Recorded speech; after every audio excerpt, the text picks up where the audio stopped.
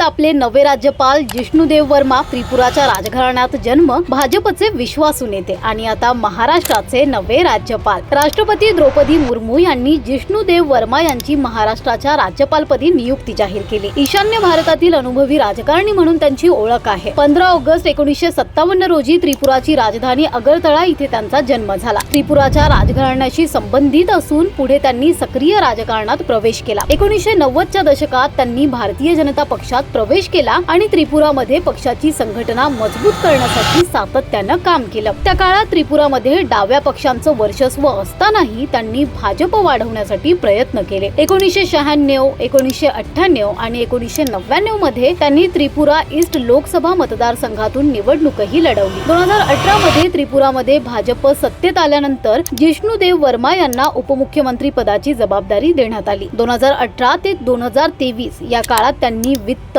ऊर्जा, नियोजन, पंचायत राज आणि ग्रामीण विकास अशी महत्त्वाची खाती सांभाळली। त्रिपुरामध्ये आर्थिक नियोजन, ग्रामीण पायाभूत सुविधा आणि ऊर्जा क्षेत्रातील सुधारणा करण्यावर त्यांनी विशेष भर दिला। यानंतर त्यांची तेलंगणाच्या राज्यपालपदी नियुक्ती झाली आणि आता त्यांच्यावर महाराष्ट्रासारख्या मोठ्या आणि महत्त्वाच्या राज्याची जबाबदारी सोपवण्यात आली आहे। राजकारणाबरोबरच जिष्णुदेव वर्मा यांना साहित्य, कला आणि क्रीडा यांचीही विशेष आवड आहे। ते कवी आणि लेखक म्हणूनही ओळखले जातात, तर बॅडमिंटन खेळाशीही त्यांचा जवळचा संबंध आहे। त्रिपुराच्या राजकारणातून सुरू झालेला प्रवास तेलंगणाच्या राज्यपाल पदापर्यंत पोहोचला आणि आता महाराष्ट्राच्या राजभवनात नवं पर्व सुरू होणार आहे। महाराष्ट्राच्या राजकारणात आणि प्रशासनात जिष्णुदेव वर्मा यांची भूमिका नेमकी कशी ठरणार याकडे आता सर्वांचं लक्ष लागलं आहे।